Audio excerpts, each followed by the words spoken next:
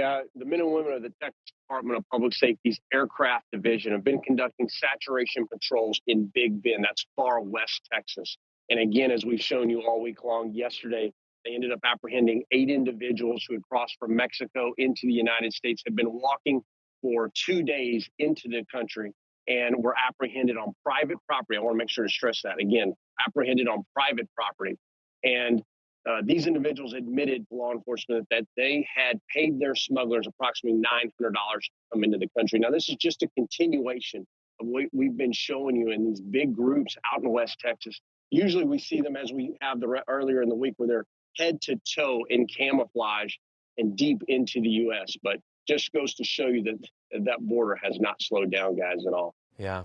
Jason, Title 42 officially ends April 1st. And for people that aren't aware, Title 42 is the CDC order for immediate expulsion of border crossers that don't have proper COVID documentation. So, Jason, what does this mean? Well, it's a tool for men and women of U.S. Customs and Border Protection. It's one of the last tools they really have under the Biden's policies to conduct rapid expulsions of people who are coming in from all over the world due to the CDC guidelines.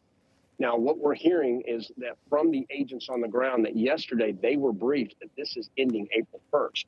And if that's the case, here's what will happen. The smuggling organizations, the Mexican cartels, and the long-haul global smugglers will get this out very rapidly, very quickly.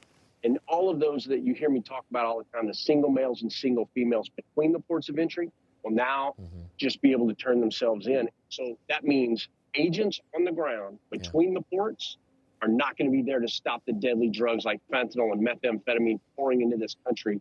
And it's taking them from that national security model into a much larger processing model. And I'll stress right now, if the administration does do this, there's going to be serious consequences with a flood of people coming into the country. It sounds like a terrible idea.